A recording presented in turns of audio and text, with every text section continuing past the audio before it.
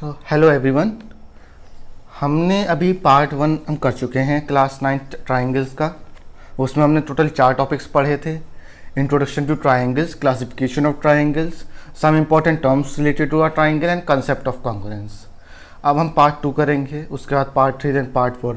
अब हम जितने भी वीडियोस बनाएंगे, जितने भी पार्ट्स देखेंगे, उन सब में हम पहले रिवीजन करेंगे जो हमने पिछला पढ़ा है, क्योंकि जितनी बार रिवीजन करेंगे उतना ही ज़्यादा हमें ये याद हो जाएगा। क्योंकि जो बेसिकली हमारे जो टर्म्स हैं, सब important terms related to our triangle, ये बहुत ही इंपॉर्टेंट हैं, ये आगे बहुत काम आएंगे आपके। सो ये अगर जितनी बार आपके रिवाइज हो जाए उतना ज़्यादा आपका फ़ायदा है। ओके, सो हम बिगिन करते हैं रिवीजन के साथ। पहले हम रिवीजन करेंगे, then we will move on further to our topic, it is congruent triangles. Okay, so हम पहले रिवीजन कर लेते हैं। लेट्स सी, हमने सबसे पहले इंट्रोडक्शन टू ट्रायंगल पढ़ा था। उसमें हमने क्या पढ़ा था, हम यहाँ पे लिख देते हैं रिवीजन। सबसे पहले हमने इंट्रोडक्शन टू ट्राइंगल पढ़ा। उसमें हमने ट्राइंगल की डेफिनेशन पढ़ी थी कि 3 लाइंस के इंटरसेक्शन से जो फिगर बनती है उसे ट्राइंगल कहते हैं, या फिर 3 लाइन सेगमेंट को जब हम आपस में जोड़ देंगे तो उसे हम क्या कहेंगे, ट्राइंगल कहेंगे। फॉर एग्जाम्पल, हमने एक ट्राइंगल लिया था ABC, उसमें टोटल 3 साइड्स होती हैं ट्राइंगल में। हमने ट्राइंगल के बारे में पढ़ा था, तो उस ट्राइंगल में टोटल 3 साइड्स होती हैं। AB हो गई, BC हो गई, CA हो गई। टोटल 3 एंगल होते हैं, angle A, angle B, angle C। तीनों एंगल का sum angle A plus angle B plus angle C 180 degree होता है। एक्सटीरियर एंगल का सम 360 डिग्री होता है, हमने पढ़ा था। ठीक है, इसके बाद हमने क्या पढ़ा था, क्लासिफिकेशन ऑफ ट्राइंगल। ठीक है, क्लासिफिकेशन ऑफ ट्राइंगल हमने पढ़ा था। क्लासिफिकेशन, इसमें हमने on the basis of 2 things पढ़ा था। पहला on the basis of sides, और दूसरा हमने पढ़ा था on the basis of angles पढ़ा था। इसके बाद साइड्स के बेसिस पे हमने टोटल 3 तरह के ट्राइंगल पढ़े थे। पहला इक्विलेटरल। इक्विलेटरल में AB equal to BC equal to CA, all 3 sides are equal. AB equal to BC equal to CA। उसके बाद हमने दूसरा पढ़ा था आइसोसेलेस ट्राइंगल। आइसोसेलेस में हमने पढ़ा था any 2 sides are equal, let's say here AB is equal to BC। And तीसरा हमने पढ़ा था स्केलन ट्राइंगल, यानी none of the sides are equal. Okay, scalene triangle, इसमें none of the sides are equal, यानी AB is not equal to BC is not equal to CA। इसके बाद हमने ट्राइंगल्स देखे थे on the basis of angles. On the basis of angles हमने 3 तरह के ट्राइंगल देखे थे। पहला था एक्यूट एंगल ट्राइंगल।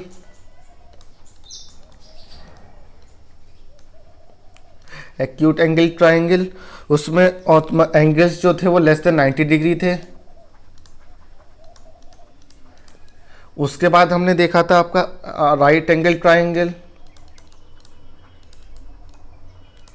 इसमें हमने क्या देखा था, इसमें हमने देखा था कि एंगल जो है, 1 angle is equal to 90 degree, यानी 2 जो बेस एंड परपेंडिकुलर था वो हमारा परपेंडिकुलरली कट कर रहा था। हमने ये बात देखी थी पहले। And then we have obtuse angle triangle. इसमें 1 angle is greater than 90 degree. So यहाँ तक हमने टोटल 2 टर्म्स कंप्लीट कर ली, एक इंट्रोडक्शन, दूसरा क्लासिफिकेशन। तीसरी चीज हमने पढ़ी थी जो कि मोस्ट इंपॉर्टेंट है, that was some important terms related to a triangle. उसमें हमने पहला पढ़ा था मीडियन। सो हम यहाँ पे एक ट्राइंगल ड्रॉ कर लेते हैं। ओके, पहला था मीडियन। सो मीडियन की बात करें तो ये अपोजिट साइड जो है वर्टेक्स की, ए वर्टेक्स की अपोजिट साइड जो है उसे कितने इक्वल हाफ्स में डिवाइड करेगी मीडियन। तो उस लाइन को क्या कहेंगे, मीडियन। जो लाइन सेगमेंट अपोजिट साइड को इक्वल हाफ्स में डिवाइड करेगा उस लाइन को क्या कहेंगे, लाइन से मीडियन कहेंगे। सो BC और CB बराबर बराबर पोर्शन डिवाइड हो रही, तो ये क्या हुई, मीडियन हो गई AD। ओके, D मीडियन हो गई। उसके बाद हमने सेंट्रॉइड पढ़ा था। सेंट्रॉइड का क्या केस था, जो मीडियन, जब हम तीनों मीडियन ड्रॉ कर लेंगे तीनों साइड्स पे, तो वो तीनों मीडियन ट्राइंगल के अंदर एक जगह पे इंटरसेक्ट करेंगी। जिस पॉइंट पे इंटरसेक्ट करेंगी उस पॉइंट को हमने कहा था सेंट्रॉइड। ओके, इसके बाद हमने आपको बताया था सेंट्रॉइड 2:1 में डिवाइड करता है मीडियन को। नाउ अब हमारा ट्राइंगल है एक और,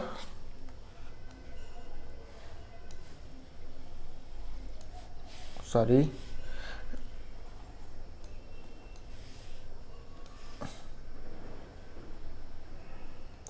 हमारा ट्राइंगल है ABC। इसमें हमने अल्टीट्यूड पढ़ा था। अल्टीट्यूड क्या होता था? अपोजिट वर्टेक्स से अपोजिट साइड पे हम एक लाइन गिराते थे जो कि उस पर परपेंडिकुलर होती थी। सो ये हमारा हो गया अल्टीट्यूड। फिर हमने क्या करा था? तीनों अल्टीट्यूड को आपस में ज्वाइन, 3 अल्टीट्यूड बना गिराए थे तीनों साइड्स पे। ये भी altitude and then this one as far as you know. So the point here of intersection को हमने क्या कहा था? Orthocentre. यहाँ तक हमारे टोटल 4 पॉइंट्स कवर हो गए, ऑर्थो सेंटर। उसके बाद हमने एंगल बाइसेक्टर पढ़ा था। एंगल बाइसेक्टर में क्या हुआ था? हमारा एक ट्राइंगल था, लेट्स से ABC। उसमें जिस वर्टेक्स से जब हम लाइन ड्रॉ कर रहे थे वो वर्टेक्स पे उस एंगल को बिल्कुल बराबर पार्ट्स में डिवाइड कर रही थी। ओके, सो ये क्या हुआ? एंगल बाइसेक्टर लाइन हो गई हमारी, एंगल बाइसेक्टर।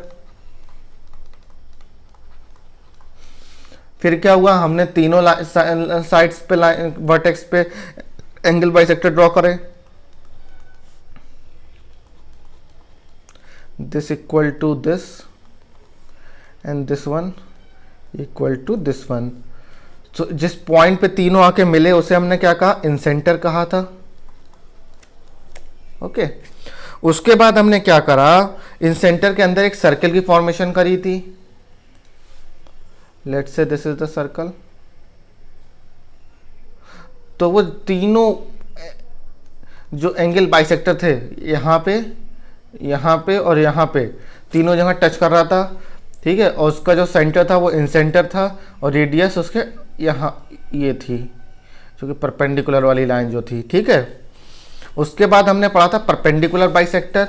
परपेंडिकुलर बाइसेक्टर में हमने क्या देखा कि लाइन को आपका जो है बिल्कुल बराबर से 2 हिस्से कर रहा है लाइन के परपेंडिकुलर बाइसेक्टर, ओके, और उसे परपेंडिकुलरली काट रहा है। ये था हमारा परपेंडिकुलर बाइसेक्टर।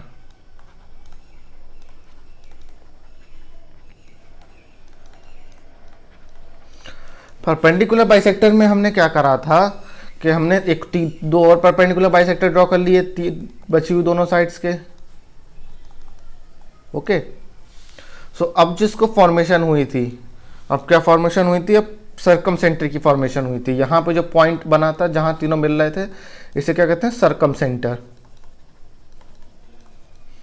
इसके बाहर हमने एक ट्राइंगल ड्रॉ करा था सर्कम सेंटर के, याद हो अगर आपको तो। और इस ट्राइंगल को और इस ट्राइंगल का जो सेंटर था वो सर्कम सेंटर ही था, और इसकी रेडियस को हमने क्या कहा था? Circum radius, okay, circum radius. इसके बाद हमने पेरीमीटर ऑफ ट्राइंगल देखा था। तो पेरीमीटर क्या था ट्राइंगल का? AB plus BC plus AC। अब हम आते हैं अपने चौथे टॉपिक पे, that was concept of congruence. Concept of congruence में हमने क्या देखा था? अगर कुछ चीज कॉन्ग्रुएंट है तो उसमें सेम शेप होगी उसकी एंड सेम साइज होगा उसका। Then we see similarity. Similar है अगर कोई चीज तो उसमें सेम शेप होगी। तो ये इन दोनों की कंडीशंस हमने पढ़ ली थी। यहाँ तक हमारा रिवीजन कंप्लीट हो गया है।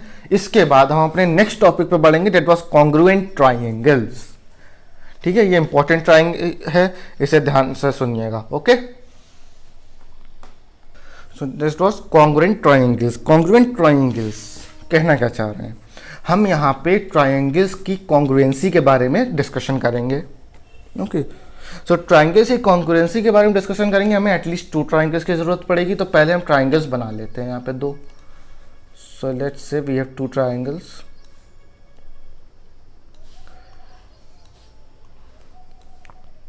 Okay, looking same almost.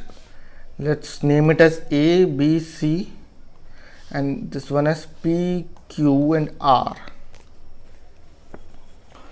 अब हम कॉन्ग्रुएंट ट्राइंगल्स की डेफिनेशन देख लेते हैं, ठीक है पहले, then we will move on further. Definition कहना क्या चाह रहे हैं कॉन्ग्रुएंट ट्राइंगल्स से हम? डेफिनेशन, सो इसकी डेफिनेशन क्या है? Two triangles are congruent if and only if one of them can be made to superimpose on the other so as to cover it exactly. So हम इससे कहना क्या चाह रहे हैं? दो ट्राइंगल्स कब कॉन्ग्रुएंट होंगे? जब हम एक ट्राइंगल को उठा के दूसरे के ऊपर रख दें, और दूसरे के ऊपर रखें तो हमें पता ये एक ही ट्राइंगल नजर आए. क्या मतलब? पूरा इसके ऊपर आ जाए ट्राइंगल, जस्ट इसकी बाउंड्रीज पे आए, तो उसे क्या कहेंगे हम कि दो ट्राइंगल्स आर कॉन्ग्रुएंट, एक दूसरे के ऊपर सुपर इम्पोज हो जाना. ओके, नाउ यहां पे हमने कहा ट्राइंगल ए बी सी और triangle P Q R congruent है, तो इसका मतलब क्या हुआ कि यानी triangle A B C and triangle P Q R identical. If we say that triangle A B C is congruent to triangle PQR. What does it implies? That triangle ABC is identical to triangle PQR. अब triangle ABC triangle PQR के congruent है, तो हमने congruent का sign पहले देखा था, तो हम उसी की तरह लिखेंगे triangle ABC is congruent to triangle PQR. This is our notation. अब इफ अगर ऐसा होता है, ठीक है, तो क्या होगा? तो हम ऑर्डर पे जाते हैं. ऑर्डर क्या रहेगा? ऑर्डर हमारा बहुत ही इंपॉर्टेंट रहता है कॉन्ग्रुएंट ट्राइंगल्स के केस में, कॉन्ग्रुएंसी केस में. तो इसमें ऑर्डर क्या रहेगा? ए जो है वो पी से रिलेट करेगा, पहला वाला पहले से रिलेट करेगा, बी क्यू से रिलेट करेगा एंड सी आर से रिलेट करेगा. कैसे करेगा?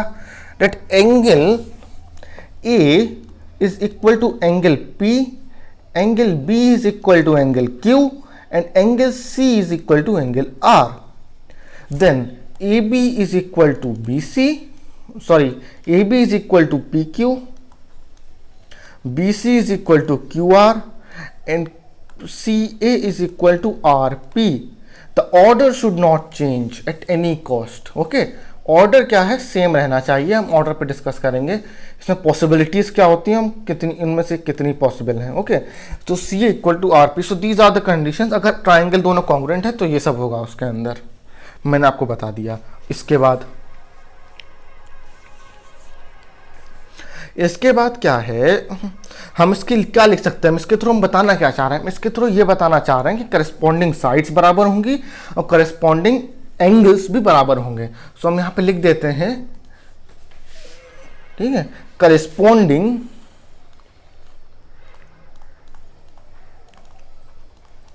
साइड्स एंड एंगल्स,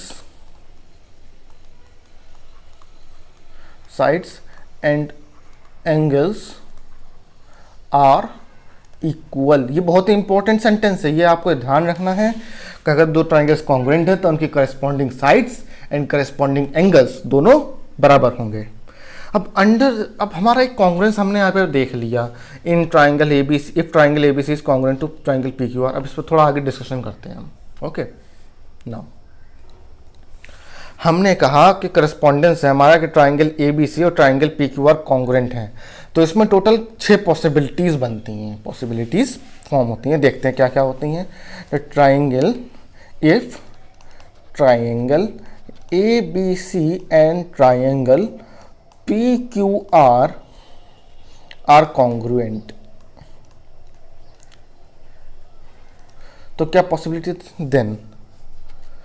ठीक है, तो इनके बीच में टोटल 6 करस्पॉन्ड्स बनते हैं. पहला क्या? ABC किसके कॉन्ग्रुएंस हो सकता है? PQR के, जो कि हमने अभी देखा था, ये वाली कंडीशन. ओके, कौन सी कंडीशन? ये वाली. अब ऐसा भी तो हो सकता है, अभी इस केस में एंगल ए एंगल पी के बराबर था, एंगल बी एंगल क्यू के, एंगल सी एंगल आर के. ऐसा भी तो हो सकता है एंगल ए एंगल क्यू के बराबर हो, एंगल बी एंगल आर के बराबर हो, एंगल सी एंगल पी के बराबर हो. तो करस्पॉन्डेंस जो चेंज हो गया, triangle A B C corresponds to triangle Q R P. Okay, so हम वही लिख रहे हैं, A B C P Q R से करस्पॉन्ड कर रहा है। पहले एक और पॉसिबिलिटी है हमारे पास दूसरी कि ट्राइंगल ए बी सी किससे करस्पॉन्ड करे, पी आर क्यू से। तीसरी पॉसिबिलिटी है ट्राइंगल ए बी सी किससे करस्पॉन्ड करे, क्यू पी आर से। Then triangle A B C correspond करेगा क्यू आर पी से। Triangle A B C will correspond to R P Q, and the last possibility is ABC will correspond to RQP. So total 6 correspondence.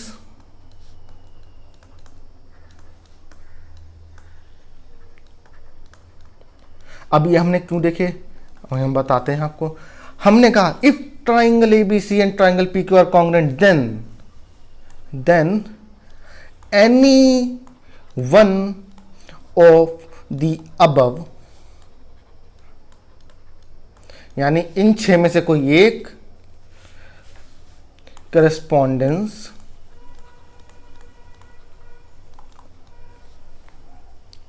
Will be true.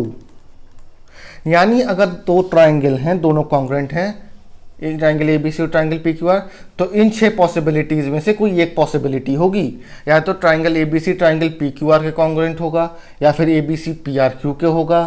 ठीक है, so total 6 possibilities हमने देख ली। अब हमने यहाँ पे लिखा है, इसका मतलब क्या है मैं आपको शॉर्ट में बता देता हूँ। फॉर एग्जाम्पल हम एक एंगल ले लेते हैं, ये तो पूरा ट्राइंगल लिखा है। So we write as angle A is to P, हमने ये ऊपर शो करा है। तो इसका मतलब क्या हुआ, means A corresponds to P. हमने क्या लिखा, बी क्यू, क्या मतलब हुआ, बी करेस्पॉन्ड्स टू क्यू। एक और देख लें, A B is to P Q, यानी side A B corresponds to side P Q. समझ में आया इतना? यहां हमारा टॉपिक खत्म हो गया। ये that was all. So congruent triangles की बात करें तो इसमें इतना ही था। ठीक है, हमने कॉन्ग्रुएंसी बता दी, दो ट्राइंगल की कैसे शो करनी है। अब ट्राइंगल कॉन्ग्रुएंस हैं, उनके लिए क्या कॉन्ग्रुएंट हैं, तो उनके लिए क्या क्या क्राइटेरिया बनाया है हमने। So we will look on towards the criteria, और हम उसका शायद प्रूफ भी करेंगे। ओके, नाउ हम आगे बढ़ते हैं। तो हम पहले सारे क्राइटेरिया लिख लेते हैं एक बार, फिर सब पे एक एक करके डिस्कशन करेंगे हम। That would be good. Okay, so हम यहाँ पे आ जाते हैं। Let's move to next page and heading डाल देता हूँ मैं, it is criteria for congruence of two triangles.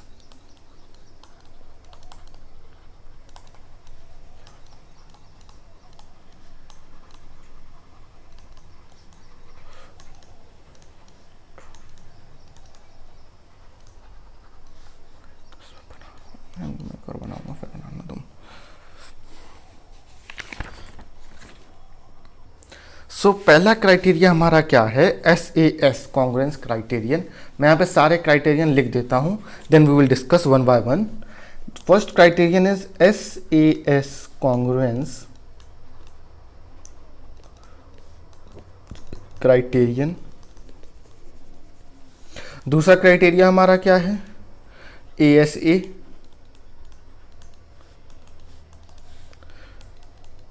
तीसरा क्राइटेरिया हमारा क्या है, AAS। Fourth criteria is SSS and fifth criteria is RHS।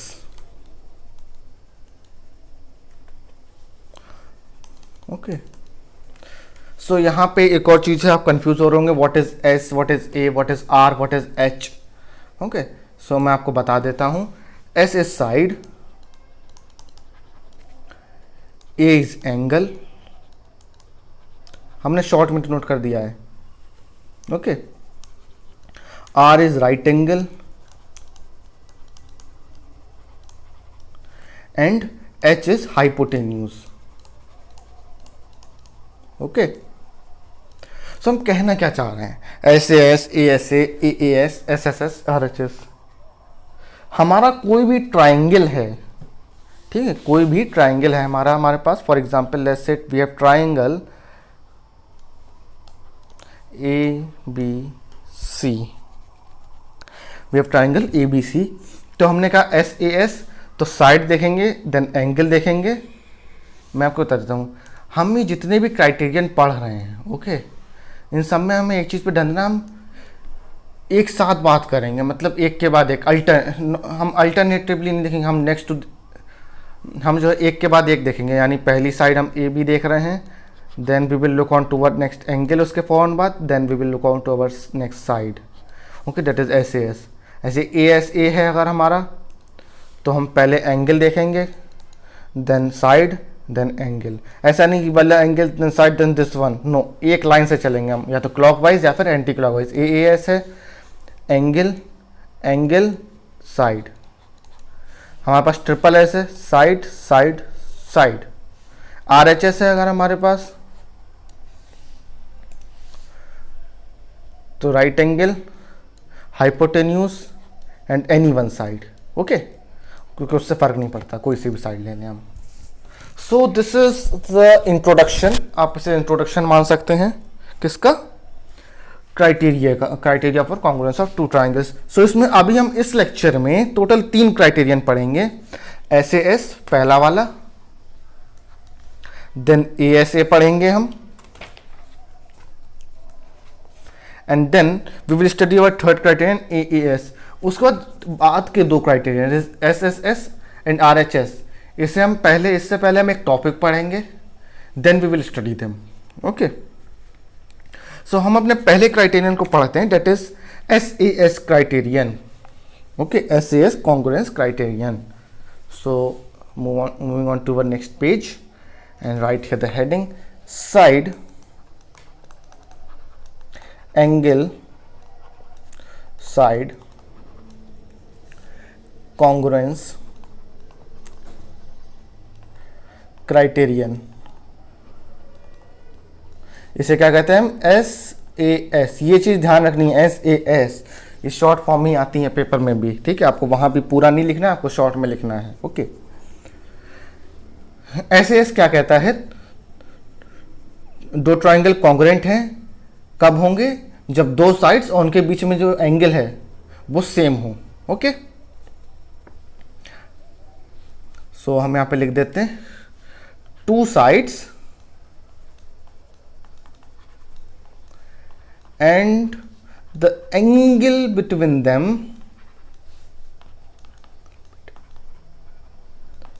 is, या angle included between them, included और लगा देता हूँ आगे मैं, बिटवीन देम इज इक्वल, किसके equal, to the other triangle, to the 2 sides and the angle included between them of the other triangle, ठीक है। हमारे पास 2 ट्राइंगल होंगे तो दोनों ट्राइंगल की दोनों साइड्स, उनके बीच का एंगल इक्वल होना चाहिए। सो मैं यहाँ पे शो कर देता हूँ आपको, for example we have triangle A B C and triangle P Q R. So यहाँ देखें हम, A B is equal to P Q, A C is equal to P R, angle B A C is equal to angle Q P R. So हम यहाँ पे लिखेंगे since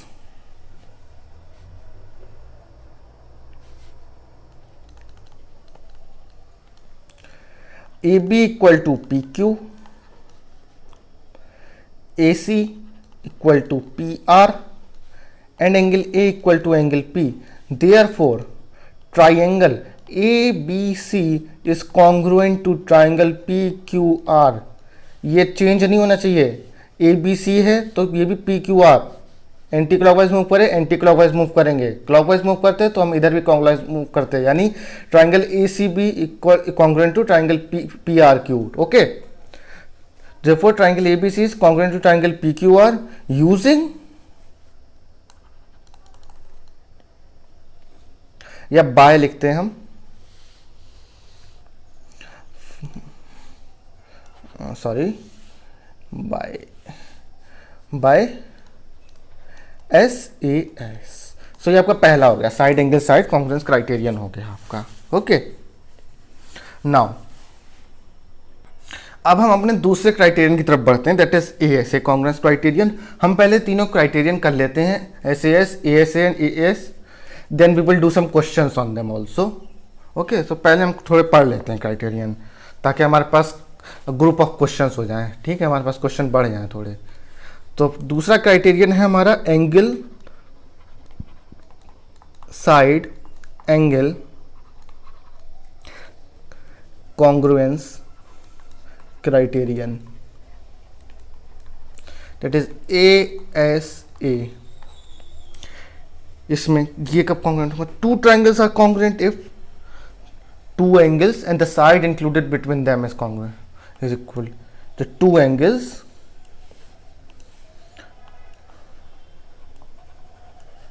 and the side included between them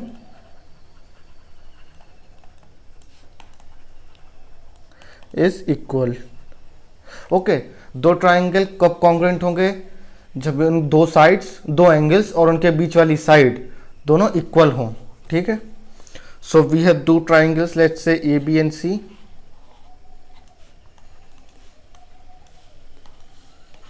and we have PQR।